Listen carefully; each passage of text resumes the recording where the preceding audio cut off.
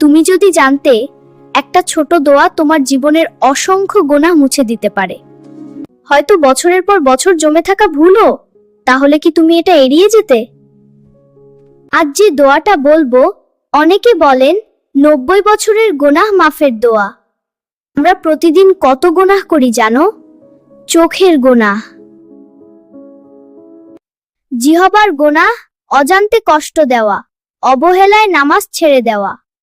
কিন্তু আল্লাহ কি করেন? তিনি অপেক্ষা করেন তার বান্দা কখন বলবে, ইয়া আল্লাহ, আমাকে মাফ করে দিন। যে তার গুনাহ মাফ করে দেওয়া হবে, যদিও তা সমুদ্রের ফেনার মতো হয়।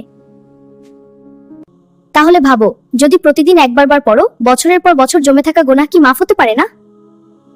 সমুদ্রের ফেনা কল্পনা করতে পারো? অগণিত, শেষ নেই। তুমি হয়তো ভাবছো, আমার তো অনেক গুনাহ, আমার কি ক্ষমা হবে?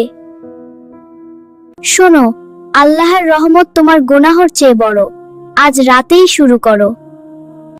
রব্বিন্নি জালামতু নাফসি ফাগফিরলি। হয়তো এটাই হবে তোমার জীবনের মোড় ঘোরানোর মুহূর্ত। কমেন্টে লিখো সুবহানাল্লাহ। যারা আজ থেকে নিয়মিত পড়বে তারা লিখো আমি শুরু করলাম। ভিডিওটা শেয়ার করো, হয়তো তোমার শেয়ারের কারণে কারো অসংখ্য গুনাহ মাফ হয়ে যাবে।